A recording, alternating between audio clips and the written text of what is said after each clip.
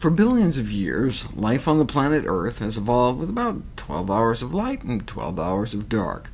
We discovered fire a while ago, but have only been using candles about 5,000 years and electric lighting for only about a century. This is what the country used to look like. Then 20 years later, 20 more years, and then estimated about 20 years in the future. Our skies used to look like this. Now they look like this. The photo on the left was taken during a blackout.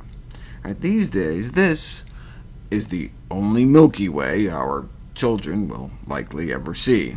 But so what? Does it have an effect on our health? The light, not the candy bar.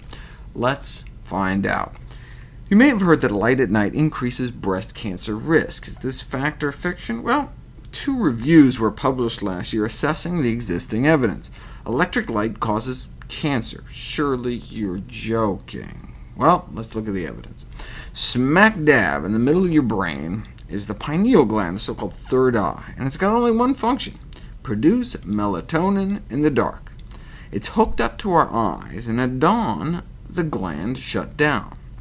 Then at night it turns back on. That's how our internal organs know what time of day it is. They sense the level of melatonin in our bloodstream. And melatonin is thought to suppress cancer growth, kind of like putting cancer to sleep at night. Let's test the theory. If that's true, should blind women have more breast cancer or less breast cancer? Less, right? Because their pineal gland never gets turned off by the sun. And guess what? Blindness is indeed protective against breast cancer, cuts your risk in half. What about shift workers who work in the middle of the night? Increased risk, right? Melatonin production is interrupted. What if you live in a neighborhood with really bright street lights? Increased risk. They took satellite photos, and the brighter neighborhoods seem to correlate with greater breast cancer risk. Anyways, fact.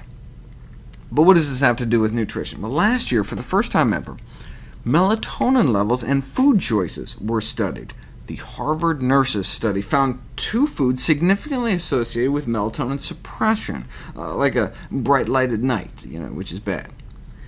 They looked at fruits, vegetables, nuts, bread, meat, and dairy. In which group were the offenders found? Both meat and dairy intake were associated with lower melatonin levels, which may help explain why they found that meat and dairy intake in adolescence was associated with breast cancer risk later in life.